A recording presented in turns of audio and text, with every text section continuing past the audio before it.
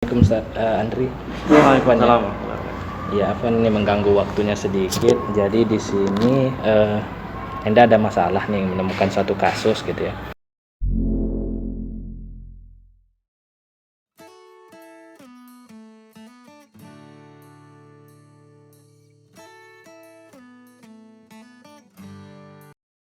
Ini dalam pendidikan guru penggerak ada satu kasus yang dijadikan bahan diskusi tentang permasalahan. Di sini ada satu teks berkaitan dengan masalah yang dialami seorang guru gitu di dalam lingkungan sehari-hari, tapi permasalahannya sepertinya juga ada di lingkungan kita. Di sini nanti Ustadz bisa mengecek atau membaca permasalahannya, kemudian ada beberapa pertanyaan berkaitan dengan apa sih yang harus dilakukan oleh seorang guru ketika menghadapi masalah ini. Kira-kira dari Ustadz sendiri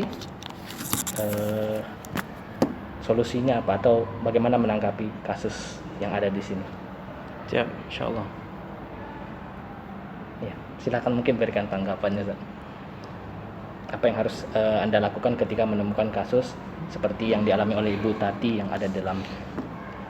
Baik, berdasarkan kasus di sini, kita mungkin menemukan seorang anak ya yang dia menangis di luar, kemudian kita tidak tahu apa penyebabnya, begitu kan, Pak? Kalau saya pribadi, itu mungkin saya akan menanyakan ke anaknya tersebut terlebih dahulu. Saya akan menghampirinya dan menanyakan kenapa kok menangis, gitu kan? Apa permasalahannya. Nah, setelah itu barulah kita nanti dapat bagaimana ke depannya gitu. Apakah dia sedang dihukum oleh gurunya atau sebagainya gitu kan.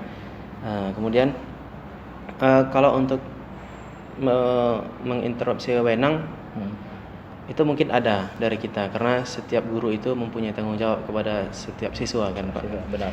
Itu kan sudah ini juga gitu kan, aturan dari kita juga. Setiap guru itu memang bertanggung jawab terhadap seluruh siswanya. Jadi dia berhak juga untuk menanyakan kenapa anak tersebut menangis dan apa penyebabnya gitu kan. Walaupun bukan siswa kelas kita gitu. Ya, walaupun dia bukan kelas kita, tapi dia sebagai siswa di sekolah kita. Karena gitu. dia siswa di sekolah kita, jadi kita tetap punya kewajiban untuk memperhatikan dia, peduli kepada anak ya, tersebut. tetap memperdulikan dia gitu, Pak ya. Kemudian terhadap gurunya sendiri, terhadap Ibu Tati pada masalah ini, kira-kira tindakan seorang guru sebagai rekannya gitu ya, apa yang harus dilakukan? Kalau untuk ke Ibu Tatinya,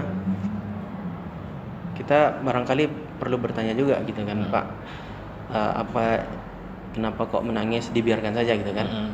Karena kan kasusnya di sini memang anaknya dibiarkan saja menangis di luar gitu kan. Jadi mungkin kita perlu menyampaikan ke ibunya dan menanyakan. Nah, istilahnya kita verifikasi dulu lah sebelum kita menghakimi untuk menyampaikan ke yang lain-lain gitu kan, Pak. Apakah untuk kasus ini ada melibatkan kepala sekolah juga atau pimpinan yang berhubungan dengan permasalahan kesiswaan dan guru gitu? Kalau dari Bapak sendiri menyikapinya, perlu tidak melibatkan pimpinan lah gitu?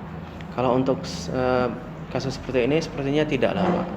Karena kita memang belum terlalu besar kasusnya gitu kan, karena beliau mungkin ada permasalahan di kelas yang menyebabkan dia dihukum gitu kan.